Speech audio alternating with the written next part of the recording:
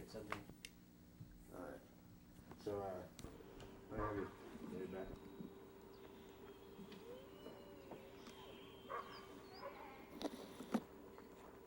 All right. So, in a nutshell, what are the steps that you go through in the fire drill? Okay. The first step is to make sure the children's doors are closed. I set off the alarm, and as soon as I hear them touch the door, I'll either say cold door. If it's a cold door, they can open it up, and at that point I'll either tell them that there's smoke, and if there's smoke, then they'll close the door and head out the window and go to their meeting spot. If they come to the door and I say hut door, they automatically know not to open the door but to turn, head to the window and go to the meeting spot. And with the children being different ages, they know there's an order. The oldest boy goes out the window first. He helps his younger brother. Their job is to go to their sister's room to assist her and make sure she gets out. And then from there, they all go to their meeting spot. And the third part is that if I set off the alarm and I say cold door, and then I say no smoke, then they come out of their room and they head out of the house. And whether it's just something I got a little bit too hot in the oven or not, they know that they're not to go and investigate that. That's for an adult. If it's a false alarm, they still have to go out of the house first. I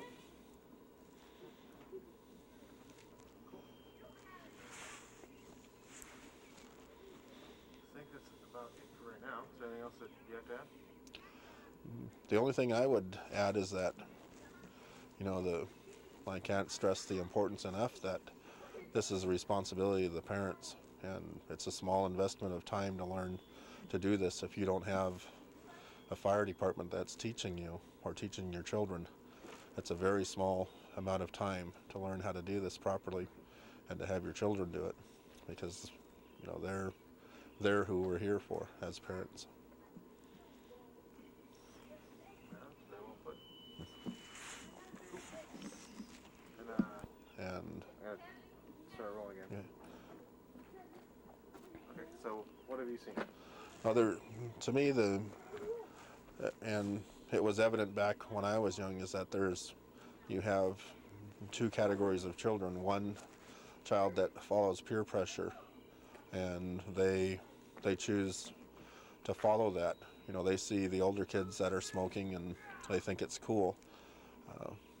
All the children have been warned of the consequences of smoking. They know the risks that they take, but they choose to do it because they follow the peer pressure. Then you have another group of children who they stay away, but that group is continually, it's like, I look at it as like a block of ice, where the child that doesn't smoke is being beat on by the sun, when the sun is the other children that do smoke, trying to get them down to their level, to where it's the kids that don't smoke are completely at the mercy of the ones that do. They don't have a time when they're constantly pressured to join into the cool crowd. Do you see anything that would, any ideas that occur to you that might help to turn that around the other way? I think here in Yakutat, the thing that I see as working with not only tobacco but for drugs and alcohol is the Healthy Coalition. And the thing that I see as being important for the Healthy Coalition is that they have made sure they included the children, and the children are the backbone. And now here in Yakutat, you have kids that are on this coalition that travel. We have two of them that are traveling to San Francisco next month, and now they're being looked at as the peer group and the people that are doing the things that are cool. They're not smoking, they're not doing drugs, and they're not drinking. And the Healthy Coalition is helping to turn Yakutat around to where we're now about even. And you know, the thanks to that is through the hard work of the people at the tribe, but they couldn't do it without these kids that have made a stand and said, this is the things that we're going to stand for. And that's what we need more of. You know, there's a lot of kids in Alaska that they look at the tobacco and the drugs and stuff as something that's being cool. And now you have this coalition who's turning around through the kids and using them as the examples and the leadership. So I think we're slowly getting the upper hand on it.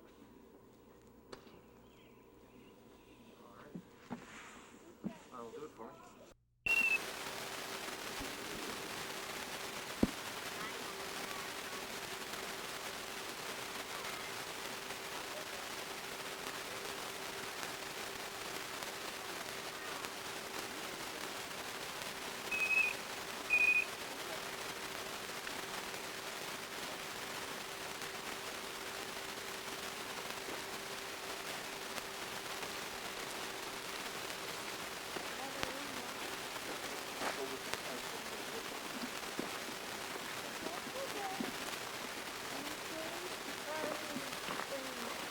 I know a little trail.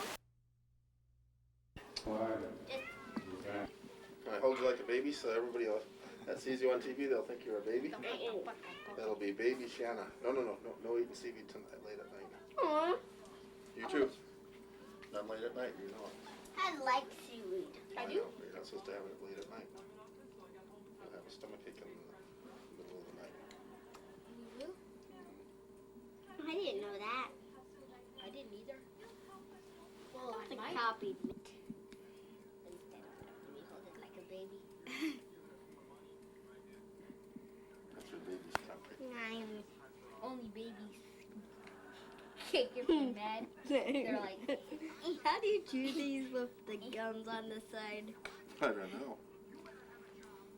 how do you chew seaweed when you're a baby? How many years have you been eating seaweed? I don't know. Since you were a baby. So you should know how to eat it by now. Give me the controller, please, Dalton. I haven't either. But my dad sells flour, broccoli, and all kind of vegetables. I do not like vegetables. Where's the controller? Adam had it last. Look around right over there. Adam, what'd you do with the controller? This is good soup. It's amongst that What? mess. Huh? Look right over there. Take it, little kitty. Look right by that man. Man? Right there.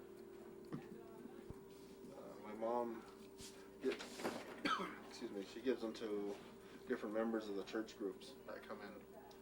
She's an elder in the Presbyterian church, and she makes up little things with them, put stuff around them, and presents them to the people that come up from Why do the you church. still have a ball like on your tongue? I like this.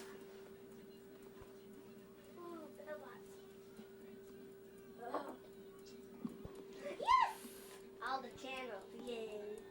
This place is my favorite place because they always get crushed. But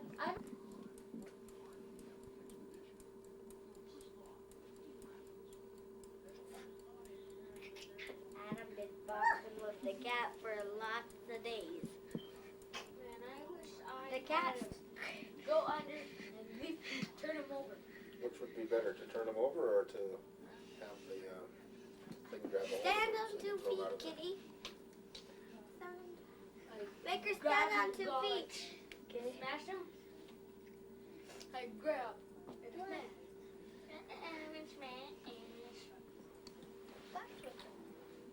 But then I don't have everything on this. Lay down and cover your head. Before though, she never jumped and boxed. The cat never did that before. She's probably Scratch the trying to foot. show off.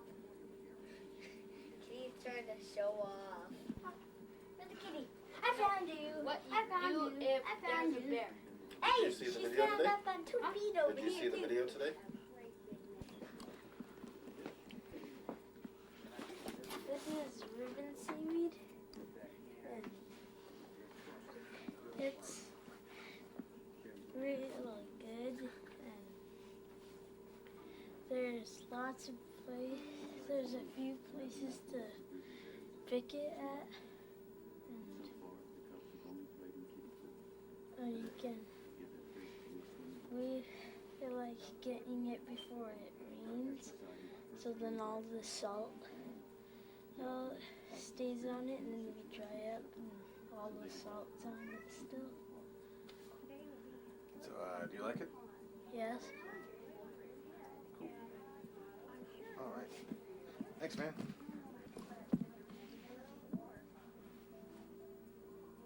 You gonna tell them what you do with it after it's dried in there? Or is it left in that box? We eat it. Well, you're not gonna eat that whole thing at one time, are you? No. So what happens to the rest of it to keep it good? We freeze it. We put it up in bags and freeze it. No, that stuff's not frozen once it's dried. Or we put it in bags and put it inside our laundry room, so then we can keep it for a while. That not only us as natives use it, and it not only help, or that we have the same use as the Japanese. I made that That it mistake too. helps regulate your thyroid. Plus, it's got a lot of vitamins in it. But that Eating it and then if you try some of it, some people like it. They take right off to it, and some people don't care for it at all. I have to find out.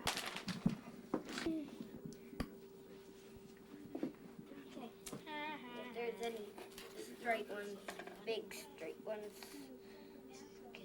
Oh no. Yep. I could eat the whole box in a day.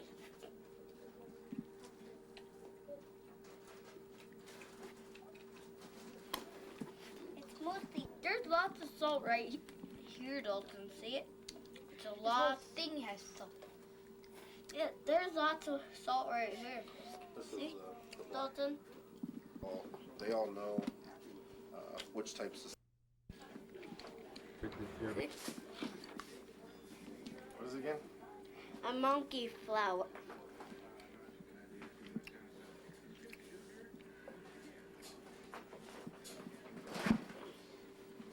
Done these up yet.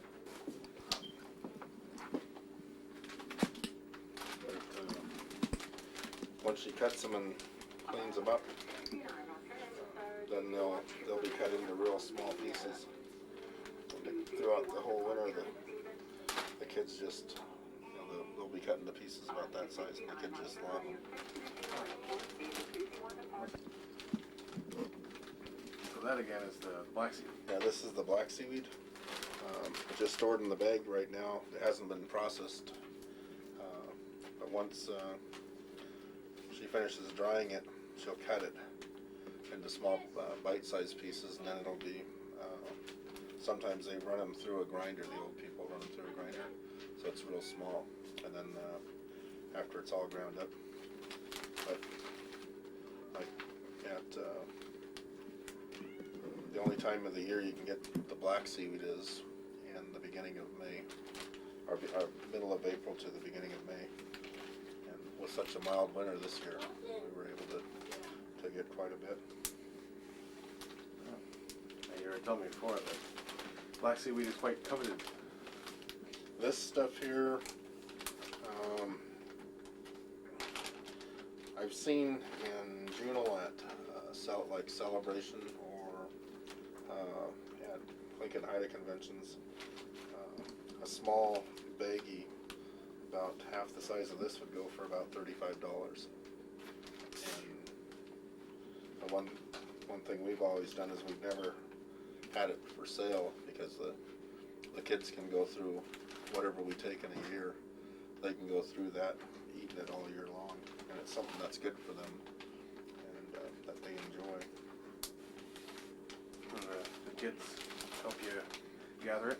Yeah, they actually they go out and they can take a little grocery sack, and within an hour they'd have their own sack filled. One grocery sack of wet would fill probably 2 or 3 of these once they're dry. And the kids, like Shanna, she knows that if she's going to have more seaweed through the winter by picking faster and harder. So when they go out there, they don't play around. They are all right at the rocks, gathering as much as they can. Wow. Very cool. Kind of seaweed. That is that kind of seaweed. Cool. So this is ribbon seaweed. Cool. Now I need an orange kind of. Just right out there where we pick it. Get it right off the rocks.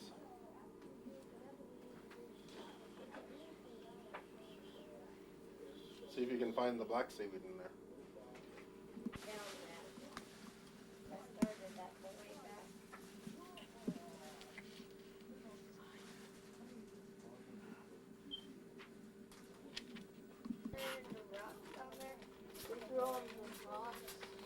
Then you wait till the water goes out.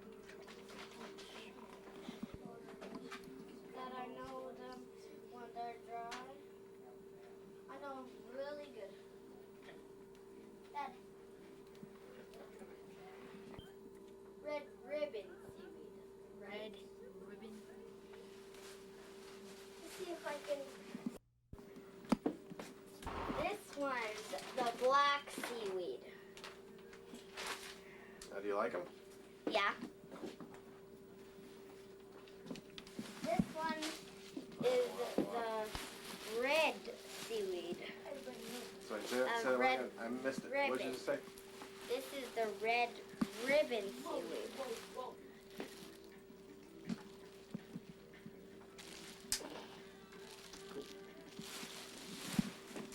What? You tell them, Dalton. I know. What's the t-shirt we're going to get for Shanna? That says, help me and I can't shut up. Tell me I'm talking and I can't shut up. Yeah, help me, I'm talking and I can't. I am not gonna wear So that. what are you drawing there? What are you working on, Dalton? Building on a fire. Fire down there too. And stick orange. The orange doesn't work very good because there's brown there. Oh, yeah. Here, hold up so I can see. I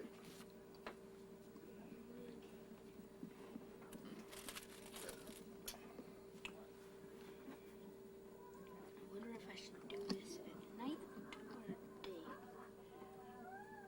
First picture that I have at night. Since I don't know, I won't do it. Now.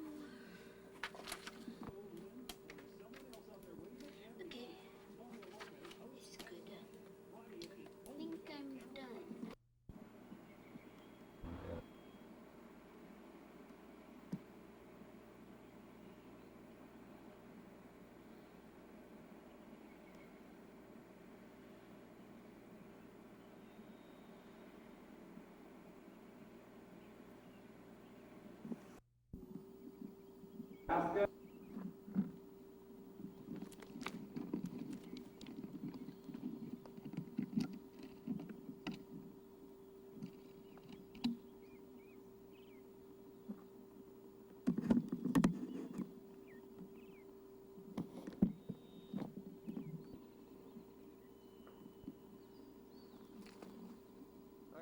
So if you could just count to 10 for me. Let me make sure this thing's working. 1, 2, 3, 4, 5, 6, 7, 8, 9, 10. There, do it again. Found the loose connection. Okay. 1. There it is. Okay, cool. And well, first of all, run down for me in order. What are the steps that the kids go through when you have the fire drill? The first step that I use is if the kids are playing, I'll take a smoke detector and I'll set off the smoke detector when they're unaware of it, and then they automatically know that they have to go through either a drill or something's happening, so I can keep it as realistic as possible. And so as soon as I do that, they know to get off their bed, to crawl to the door, and once they feel, and if I tell them that the door is hot, then they know to automatically turn around and head for the window and crawl out. If I tell them that the door is cold, then they know to open the door slowly, and once they open up the door, if I say smoke, then they close the door and head for the window to crawl out. If I say clear, then they know that they can go out their bedroom door and head for the outside. But they, once they go out, they go to their meeting place, and that's where the family gathers to wait for the fire department. Oh. And the other scenario is if they get to the door and it's cold and you say smoke. Tell me about that one. That one there's, since they're in the bedroom playing, the fire might not necessarily be back to their room yet, so the door could still be cold. But if they open up the door and I say smoke, then they know smoke is pouring in from someplace else in the house, and that's where they know that their safest protection is to close the door immediately and head for the window. There might be a fire someplace else in the house, but it's not necessarily going to make their bedroom door hot at that time. And tell me about how you got started doing these fire drills with your kids. I started these a couple of years ago when my 6-year-old, I think she was probably 3 years old at the time, and in the past I'd served as a volunteer firefighter here, and these are things that I'd already known, and I took for granted that other people knew, but I never thought to train my kids. I knew that if there's a fire in my house, then I've got to get out of the house, but I never really thought of it as my kids knowing what to do. And they're taught in the school periodically that how to do this stuff, but it's the parents' responsibility once you get to the home. It's your job to make sure that they follow through and learn how to do this. The way I looked at it back then is that nobody from the fire department's going to come to my house and teach my kids how to properly evacuate the home in case of a fire. Nobody from the city or borough government. That's my responsibility as a parent. And so in order to make sure that I can protect my kids, I worked to ensure that they know how to get out of the house. Huh. And when you first started doing it, or if a parent's going to do a fire drill now, is this something that takes a long time? No, it's actually very easy. And if you don't work with the kids very often, it's something that they know by what they're taught in school. They know that these are the steps. But when you start going through it at your home with the kids, then it becomes very easy, because in their mind they already know from being taught at school that how to evacuate. All you're doing is, and all I do is implement what they're taught, and so that we walk through each scenario and they're prepared for an actual fire. Now, when you went through the fire drill in your home the first time, did you discover anything that was unexpected with windows or with different exits? It's gotten a little easier as the kids get older. For a 3-year-old, my 3-year-old daughter had a hard time. The latches on the windows are higher, so as children are smaller, you got to learn to place furniture in the bedroom so that the child will be able to climb up, so they do have access to the window latches and to open the window knobs. If you leave that part open, then if there is a fire in the house, a younger child doesn't have the chance to get out of the home because they can't reach the latches. Have you seen other homes where there's been other little, common problems with windows and exits that people might not think of? I've seen quite a few. I've been in a few homes where an entertainment center is placed in front of a window in a living room, which, a lot of the times if a family's gathered in their living room watching television and stuff and a fire breaks out, the way a lot of the homes are, you have to go past your furnace to get out the main door. And if you have an entertainment center or something bookshelf blocking your windows, then you're essentially blocking your main exit for a living room. For bedrooms, I've seen nightstands and dressers placed in front of the knobs in the windows. And I've spoken to a few of the parents and told them that you're blocking your exit in case there is a fire.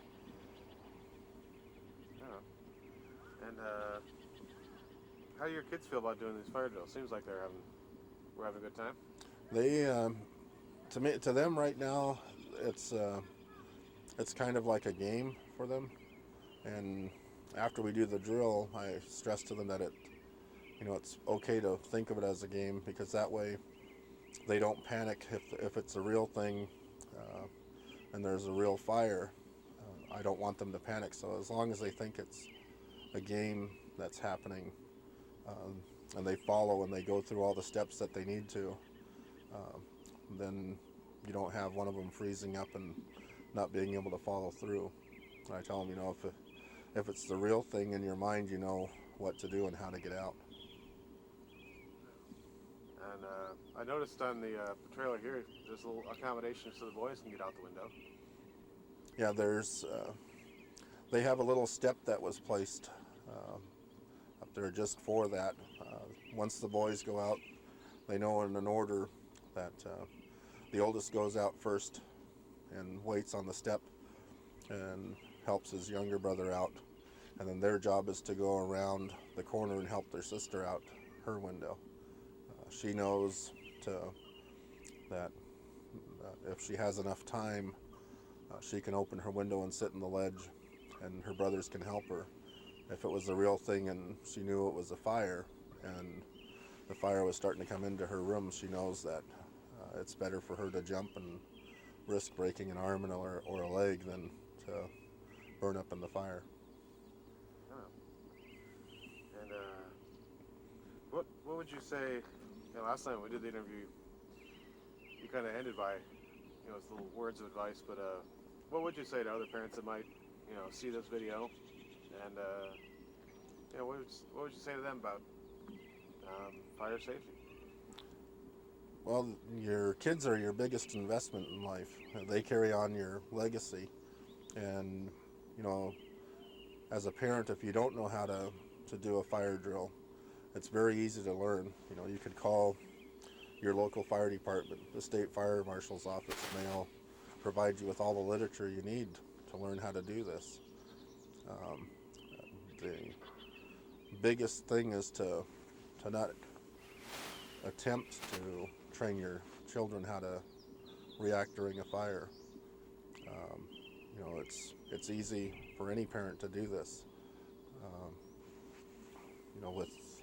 With my children, they practice this with their mother, and she doesn't. She's never been on a fire department stuff, but by learning and reading the literature and watching some of the videos, she knows the importance as well of how to make sure that a fire drill goes smoothly. And like I said earlier, it's the parent's responsibility to have the child prepared in the home for a disaster. These fire drills, they don't only work for fires, but for if you have a earthquake and your doors are jammed, you have to know how to get out of the window. That makes sense. And the other subject that we touched on last night was tobacco. You were saying that the way you look at it, there's kind of two kinds of kids out there. Yeah, just for my view, there's a child that'll grow up never smoking and following examples of their parents, and there's a child that grows up that they do follow the example, that their parents smoke and stuff, but they don't discourage their children from smoking, and if they do, it's hard for a teenager to have their parents say, don't smoke while their parents are right there smoking in front of them. And